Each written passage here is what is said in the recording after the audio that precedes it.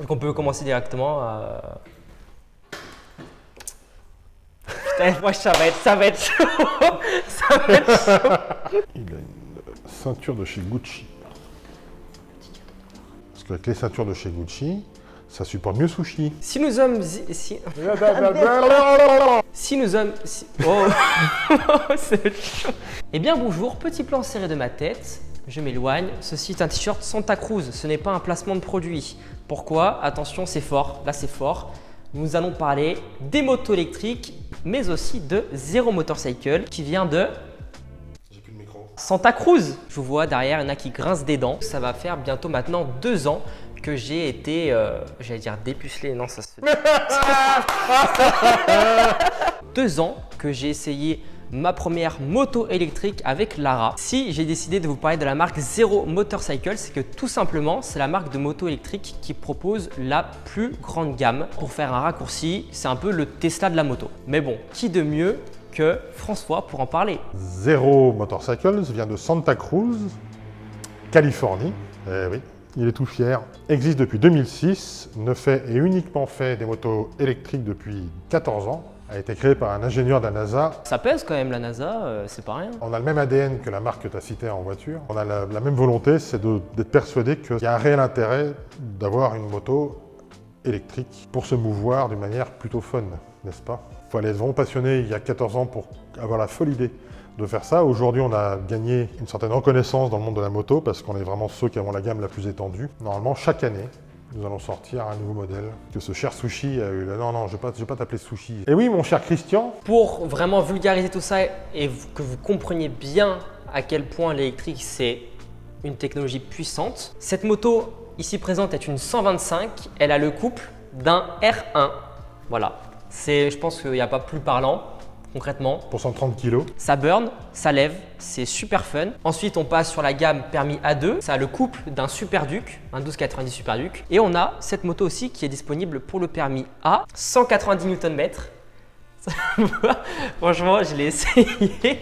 C'est une catapulte. Donc voilà, vous en savez un peu plus sur la marque que je vous présente aujourd'hui, mais on va vraiment parler globalement des motos électriques. On va pouvoir répondre à vos questions que vous m'avez posées.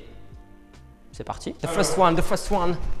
J'aurais aimé savoir en moyenne quelle était l'autonomie d'une moto électrique, s'il te plaît. Il y a plusieurs tailles de batterie, forcément, et il y a donc plusieurs autonomies. La batterie, c'est quoi? C'est le réservoir. C'est ce qu'il y a de plus lourd sur une moto électrique, dans un véhicule électrique tout court aussi. Et ce qu'il y a plus cher. Et c'est ce qu'il y a de plus cher, ça constitue au bas mot la moitié du prix de la moto. Plus la batterie est grosse, plus on peut aller loin. Et évidemment, c'est comme en thermique, plus on accélère fort, plus on consomme l'énergie C'est logique. disponible. C'est logique. On a d'ailleurs le record du monde de kilomètres en 24 heures avec une zéro tout à fait standard de plus de 1300 km. 1300. 1300 km, c'est nous qui détenons dans le Guinness Book. Je crois que c'est ce que je fais pour aller au Portugal, ça. Concrètement, en fait, l'autonomie va de 100 à 300 km selon la façon de rouler. Exactement. C'est-à-dire qu'en fait, si on se retrouve en périurbain, certaines de nos motos peuvent aller jusqu'à 300 km en périurbain, en roulant sécurité routière, je dirais, en ville ou périurbain. Ce que tu sais très bien faire, n'est-ce pas? Bien sûr, dans toutes mes Ce que vidéos. tu fais tout le temps, et c'est pour ça que ton compteur est souvent flou. Sushi en sueur. Mais d'une manière générale, on fait au moins 150 à 200 km avec nos motos en une seule fois. On n'est pas obligé de rouler comme un sushi, on peut rouler en mode tout à fait cool pour les boss. La technologie utilisée aujourd'hui, le lithium-ion, ça se recycle. C'est une totale légende urbaine que ça ne se recycle pas. Est-ce que l'autonomie de la batterie, elle diminue au fil du temps? Au bout de 10 ans, effectivement, on a une tolérance de perte de quelques pourcents sur une batterie qui commence à avoir des kilomètres. Ça, c'est tous les constructeurs. Nous, on est garanti 5 ans. On est les seuls à écrire 2500 charges en cycle. Vous pouvez faire au bas mot entre 150 et 300 000 km avec la moto. Ce serait pour savoir du coup si la recharge au niveau de la moto elle est pas trop longue. Du coup, combien de temps met à charger une moto électrique? Tous les véhicules électriques, c'est une règle de 3. C'est la taille de la batterie, c'est le réservoir, la taille de la pompe, c'est le chargeur, et la puissance que tu peux avoir si c'est une borne de charge de véhicule électrique ou si c'est chez toi par exemple. Ce qu'il faut retenir, c'est qu'on peut aller de 9 heures à 1 heure. La moyenne en France, c'est entre 6 et 10 000 km par an selon les cylindrées, selon le type de moto. Et puis surtout que la moyenne par jour, c'est entre 60 et 90 km, quoi. Pour un trajet maison-boulot, la question se pose même pas. Parce que Maison, tu boulot, rentres et chez même toi, balade du dimanche, parce qu'il suffit qu'on fasse une balade du dimanche. Il y a une application qui s'appelle ChargeMap, qui est entièrement gratuite, qui donne des points de charge partout en France. Il y en a des dizaines de milliers. On est le pays d'Europe qui avons le plus de points de charge par habitant. Et on peut se balader un peu de partout, on peut se dire tiens, je vais aller manger là, et je m'arrête, il y a une borne, etc. Mais même si tu arrives dans un bar ou un restaurant et tu demandes une prise, souvent, il y a toujours une prise à l'extérieur. Une prise normale, hein, je parle. On appelle ça biberonné. Comme il y a de l'électricité partout, autour de Ouais. nous, on peut charger un peu partout. On n'est pas obligé de faire le plein à chaque fois. J'ai une bonne métaphore là. Vas-y. Est-ce que ce serait pas un petit peu comme les abeilles qui vont butiner un petit peu les fleurs de partout? Il y a beaucoup de fleurs de partout. Fleur est égale électricité, abeille est égale moto électrique. Et tu peux aller butiner. T'as raison, parce que c'est leur énergie. Oh, c'est beau ça.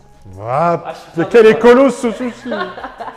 Et pour la petite anecdote, on a un apiculteur qui a une 0 parce que quand il arrive vers ses ruches, sa moto ne sent strictement rien. Il n'y a pas de bruit, mais au-delà de ça, il n'y a aucune odeur. Il peut aller de ruche en ruche et il ne les stresse pas. Et il paraît que ça marche très bien. Moto électrique plus marteau de Thor égale kilomètre illimité ou non. J'ai voulu tester, mais le problème c'est qu'il y a un truc qui est un peu plus compliqué à voir que l'autre.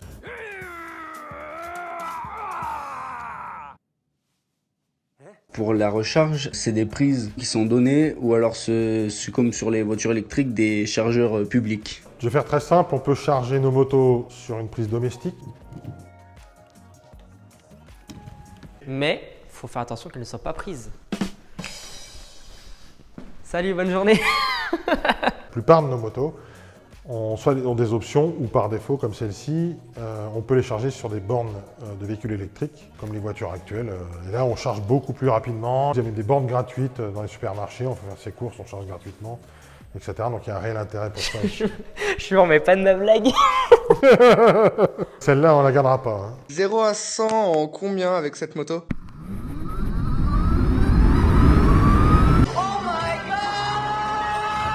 Est-ce que c'est possible de se faire autant plaisir avec cette moto qu'avec une moto classique au niveau sensation?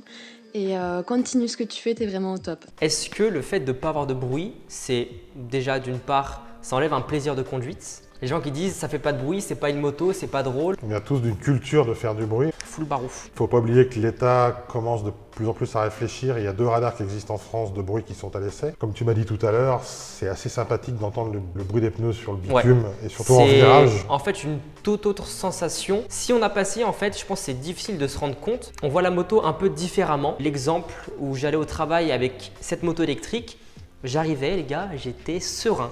Non, mais posé sur un petit nuage sans Goku quoi. Donc ça change la manière de conduire, ça change la manière aussi de prendre du plaisir quelque part, mais c'est agréable. Différent parce qu'on ne fait pas de bruit. Mais effectivement, on a un peu l'impression de rouler sur un tapis volant. Ça aussi on peut en venir parce que c'est une grande question. Est-ce que t'as pas peur que ça soit quelque part un peu plus dangereux? C'est-à-dire qu'il y a beaucoup moins de bruit, du coup moins perceptible et du coup beaucoup plus d'accidents. Voilà, merci pour ta réponse. On s'est tous plus ou moins servis pour pousser d'autres usagers urbains, pour pas nommer les automobilistes. Le problème, c'est que le bruit, il y a un moment, on en a plein le casque. Et la deuxième chose, c'est qu'on se rend compte qu'on rend un peu la main quand on fait moins de bruit. Aujourd'hui, avec les voitures actuelles et la sonorisation et le type qui écoute son Spotify dans la voiture un peu fort, tant qu'on n'est pas à sa hauteur, il ne nous a pas entendu. Un bon phare LED est beaucoup plus efficace qu'un pot d'échappement qui fait beaucoup de bruit. C'est illusoire de se dire que si je fais du bruit, on m'entend.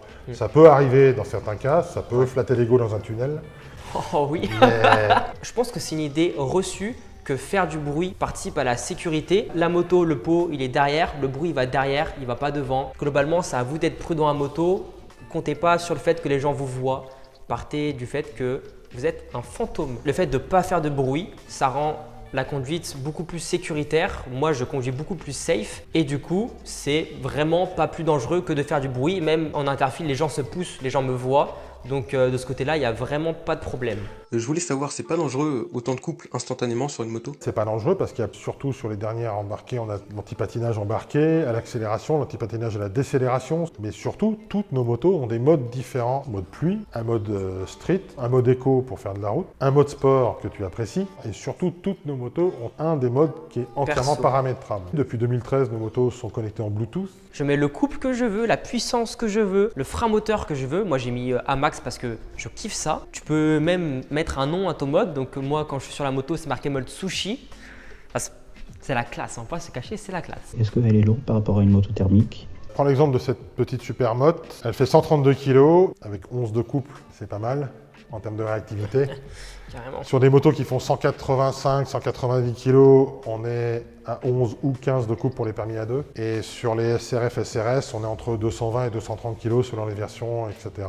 de charge embarquée. Ce qui reste tout à fait raisonnable pour une moto de route, à savoir qu'une Sportivo GT comme celle-ci, dans d'autres marques, fait bien 30 à 50 kg de plus. On a le poids extrêmement bas, on a 80 kg de batterie couchée. Un moteur, on ne peut pas le mettre plus bas. Pour l'instant, ce qui est lourd en fait sur une moto électrique, The battery. c'est la batterie. Pour donner une image, le moteur sur celle-ci pèse 15 kg, la batterie 80. Sur une thermique, on a 15 kg d'essence et 80 kg de moteur. C'est l'inverse. Pourquoi n'y a-t-il pas de boîte de vitesse sur les motos électriques? Déjà, ça enlève du poids. Oui, on n'en a pas besoin parce qu'on a tellement de coupes permanentes. Dès qu'on demande un peu de réponse à la poignée, pour démarrer, etc., on a à dispo tout le temps ce couple qui est vraiment important. C'est vraiment un jeu vidéo. Tu es à 50, tu veux ouvrir la poignée, tu repars direct. Tu es à 100, tu ouvres la poignée, ça repart direct. Salut Sushi, je voulais te demander à combien monter les motos électriques en vitesse de pointe. Nos 125, on les bride à 139 km/h. Je ne sais pas si avec les normes actuelles, une 125, ça continue thermique, ça prend 139, mais voilà. Je pense avec le vent dans le dos et bien dans la bulle, en descente, il y a moyen. Celle-ci, en 125, on est à peu près à 4 secondes de 0 à 100. Pour les permis A2, on les bride à 170. Et pour celle-ci, on la bride à 200. Salut Sushi, eh bien je ne retrouve pas le message de cet abonné, donc la question était, y a-t-il une marche arrière sur les motos électriques? Il n'y a pas de marche arrière parce qu'en fait, on n'en a pas besoin.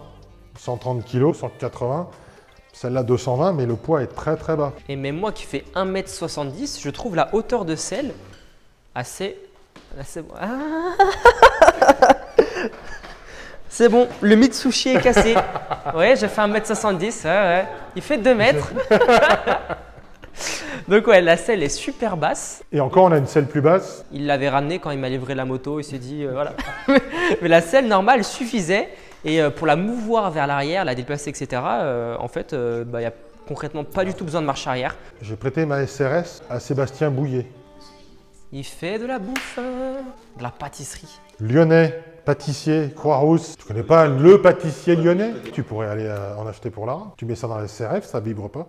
Tu vois, un avantage de la moto électrique. Oui, il n'y a pas de vibration et tu peux ramener les pâtisseries à Lara. Ça dépend des modèles, mais tu as quand même un coffre assez conséquent. Généralement, on a un coffre qui sert soit de coffre, ouais, qui sert aussi à mettre le câble de charge, une batterie supplémentaire ou un chargeur supplémentaire pour gagner en temps de charge. Dans mon cas, ce qui serait le plus intéressant, c'est de laisser le coffre comme ça, d'aller faire les courses avec, de prendre beaucoup de morue et de manger de la morue, parce que la morue c'est bon, manger de la morue. Lara, qu'as-tu fait de notre sushi? Là c'est bon, je suis un vrai portugais maintenant. Salut chérie, j'aimerais que tu nous dises quels sont les avantages de rouler en électrique, hormis le fait de ne pas réveiller tout le quartier le matin quand tu pars avec la MT. Bisous. Alors les avantages, il y en a plein. Le moteur ne chauffe pas. Il n'y a pas besoin non plus de temps de chauffe. Tu pars de chez toi, tu peux entre guillemets y aller direct à fond. Ne pas oublier que les pneus froids, ça glisse. Au feu rouge, tu t'arrêtes, tu peux parler tranquillement à la personne à côté de toi, même à l'automobiliste, puisque combien de fois au feu rouge je suis arrêté, ça ouvre la fenêtre. Excusez-moi, c'est une moto électrique que vous avez là? Et le feu démarre au vert et puis tu le revois plus concrètement parce que tu pars vraiment comme une fusée. Là, à tous les feux rouges, t'es premier et surtout t'es premier sans bruit. Les gens, ils sont limite vénères. Il rentre chez lui, il vend sa moto quoi. Et aussi, dernier avantage, c'est que les moteurs électriques n'ont pas besoin de rodage. Donc, tu achètes une moto neuve, une moto thermique neuve, tu vas la roder 1000, 1500 km. Ça, tu l'achètes neuf, tu rodes juste les pneus et puis après, libre à toi de full throttle, poignée dans l'angle, comme on dit. J'espère que ma voix passe bien à l'enregistrement. Là. Pourquoi l'électrique coûte aussi cher? Continue comme ça, gros, c'est excellent. La question, c'est pourquoi c'est cher? Pourquoi c'est cher? Déjà parce que c'est des petites productions. Donc il y a un côté un peu unique dans la chose. Si on regarde tous les véhicules qui existent électriques, il y a forcément un prix qui n'est pas cohérent par rapport au thermique. La seule chose, c'est qu'aujourd'hui, l'énergie, donc qui est le lithium, pour stocker l'énergie, c'est une matière qui est très chère. Pour un fabricant de véhicules électriques, la moitié du coût, c'est le lithium. C'est pour ça qu'il y a une grosse différence de prix, notamment sur nos motos, entre la même moto et deux tailles de batterie différentes, parce qu'effectivement, c'est très très cher. Le développement aussi, parce que nous, on n'achète pas des choses qui existent chez les fabricants. La batterie, c'est la nôtre. Le moteur, c'est le nôtre. Les trois quarts de l'électronique, c'est nous qui le dessinons, c'est nous qui le programmons. Donc vous avez vraiment une moto de chez zéro. C'est pas comme une thermique où il y a plein de marques différentes, Ouais, les ouais. bougies, les fils. Nous, on fait tout le reste. On conçoit en programme électronique. On a effectivement la moto sans doute la plus technologique au monde. Connexion 4G sur la moto, mise à jour automatique de la moto en 4G. C'est stylé. Afin que quand elle charge, on sache sur le smartphone, peu importe où on soit, Au niveau où de elle la en est au batterie. niveau de la charge. On a un tracker GPS sur la moto. Et grâce à ce tracker, il va s'amuser avec ça. C'est déjà fait. On a en plus toutes les informations embarquées de position de la moto, de quel angle on prend. Moi, Enfin, c'est Rossi, hein. Direct. 50 degrés. mais on arrive à savoir l'angle de la moto, on arrive à savoir la puissance développée en temps réel, le couple développé en temps réel, le frein moteur. On a vraiment un côté unique. Au-delà de cette sensation de tapis volant, de cette sensation de ne pas faire de bruit, on n'a pas de boîte à vitesse, on n'a pas d'embrayage, on n'a pas d'huile, on n'a rien. On a des clients qui habitent dans des appartements, au rez-de-chaussée, ils rentrent leur moto dans le couloir pour la charger, ou dans son salon pour l'admirer si on roule pas l'hiver ou ce genre de choses. Vrai motard roule toute l'année. On fera une hivernale un Ça de aussi, ces c'est un jours. cliché. Ah ouais, hivernal, j'aimerais trop. Elle n'a aucune odeur. À part quand on la burn. Ça, tu sais faire. En termes d'entretien, tu as eu aussi beaucoup de questions, je crois, en termes d'entretien. Le seul liquide qu'on a, c'est le liquide de frein. La mise à jour est entièrement gratuite. Plaquettes, pneus, même la tension de la courroie se règle avec un smartphone. Hein? Pour savoir si la tension de votre courroie est bonne, il faut se rendre sur l'application, donner un petit coup sur la courroie, celle-ci va venir émettre une fréquence et selon le manuel de l'utilisateur, vous saurez si votre courroie est trop tendue ou alors détendue. Je suis choqué, hein. Sérieux? Choc à pic. Est-ce qu'il y a une prime de l'État à l'achat, comme pour les voitures électriques? Alors les aides de l'État, le minimum sur une zéro, c'est 900 €. Le maximum, je ne vais pas aller dans le détail parce que c'est un peu complexe et ça dépend où c'est, etc. Par exemple, sur celle-ci, on peut aller jusqu'à 3 900 € d'aide. Ça coûte vraiment pas cher d'assurer ces motos-là. Les assurances font d'énormes efforts. Si on a celle-ci, Paris Intramuros contre le vol, on arrive à quelques centaines d'euros par an. Moi, je paye ça par mois pour la Oui, MT. bah voilà. Ouais, j'ai mal, hein. Ça fait mal. Et une carte grise d'un véhicule électrique, quel qu'il soit, c'est à peu près entre rien et 2 €. 2. Salut Sushi, est-ce que tu pourrais me dire le prix du plein s'il te plaît? Pourquoi elles sont toujours moches? C'est un délire, c'est tout le temps. Beau, moche, c'est subjectif. Il y en a, ils vont me trouver beau. Il y en a même beaucoup qui vont me trouver beau. Non, il y en a aussi qui vont me trouver moche, claqué au sol. Les motos électriques, même les motos en général, bah en fait, c'est pareil. Moi, je prends l'exemple de celle-ci. Je la trouve magnifique. Mais il y en a d'autres qui vont pas aimer. Est-ce que les motos électriques participent à des courses comme MotoGP ou autres? En GP, tout le monde connaît la Moto E. Nous, l'année dernière, juste pour un exercice de style, on a fait Pikes Peak. Et ensuite, nous, on s'est amusé aussi à avoir notre SRF de piste sur le circuit d'Assen. On avait juste mis des pneus, des jantes et des suspensions. Rien n'a été reprogrammé, quoi que ce soit. Et on mettait 6 secondes à tout ce qui roulait à Assen, dans la catégorie électrique. La classe. Ça pèse un peu, genre tu mets les lunettes comme... Si on veut aller sur la compétition, c'est un investissement énorme. Nous, pour l'instant, on préfère mettre tout ça dans la recherche et développement pour vous faire les meilleures motos électriques possibles pour le quotidien de tout le monde. Et on préfère faire des exploits comme par exemple l'année dernière, des Français sont montés au Cap Nord au mois de février avec une 0. 2 séries. On a des gens qui traversent les Amériques, on a des gens qui font le tour du monde. On a quelqu'un, Daniel, qui est très connu, il a une 0 qui est 2016, donc il a 4 ans, et il a plus de 145 000 km aujourd'hui. C'est un moto électrique, c'est un diesel. Il roule tout le temps, tous les jours. On peut parler niveau fiabilité parce que ton cher Daniel, il a fait 140 000 km avec sa moto. En fait, comme on a un moteur sans contact, une batterie fiable, un électronique qui tient le choc, il faut quand même changer les pneus, les plaquettes, vérifier les roulements de roue, les roulements de colonne, les serrages, etc. On demande quand même de temps en temps dans le manuel utilisateur de passer chez les concessionnaires pour vérifier qu'il y a un professionnel qui jette un œil sur la moto. Une fois que tu perdures ça dans le temps, en fait ta moto, il n'y a pas grand chose qui s'use vraiment. En plus, comme on garantit la batterie 5 ans et qu'on est les seuls à écrire 2500 cycles de charge, c'est-à-dire la charger 2500 fois minimum, lui en 140 000 km, on lui a jamais rien changé, quoi. Si ce n'est les pièces d'usure, quoi. C'est beau, c'est beau. On a répondu à vos questions. Forcément, j'ai pas pu tout choisir, mais j'ai regroupé celles qui revenaient le plus. 1000 questions. 1000 questions. Hein. En moins de 24 heures. Vous êtes des fous, 1000 questions. J'ai tout trié, c'était long, mais je l'ai fait pour vous. J'espère que ce sujet vous aura intéressé. Si ce format de vidéo aussi vous intéresse, n'hésitez pas à me le dire. S'il y a aussi des questions que vous posez encore, mettez-y en commentaire, j'essaierai d'y répondre dans la mesure du possible. Je ne suis pas le professionnel de l'électrique comme Mister à ma gauche. Je te remercie de m'avoir accueilli. On peut remercier le concessionnaire de Lyon aussi qui nous a accueillis dans Citybike 69, je ne suis totalement pas cadré, mais il y a un logo là que je vous montrerai. C'est très différent, ça interroge beaucoup de monde. Beaucoup de monde n'aime pas ça non plus, je comprends ça le premier. Tant qu'on n'a pas essayé, généralement on peut se dire ah, par défaut j'aime pas ça. Mais en tout cas la chance qu'on a, c'est que l'électrique c'est fun. C'est fun, ça a le mérite d'exister et si je peux vous donner un seul conseil, c'est aller en concession, essayer cette technologie qui est nouvelle. Il y a de grandes chances pour que ça vous plaise. Je retrouve des sensations dans l'électrique, c'est une autre manière de rouler mais c'est tout aussi kiffant. Moi en tout cas je kiffe et j'espère que vous aussi vous allez kiffer. Encore merci François, on se retrouve la semaine prochaine pour une nouvelle vidéo. Allez, à Créteil! Allez hop, à Créteil.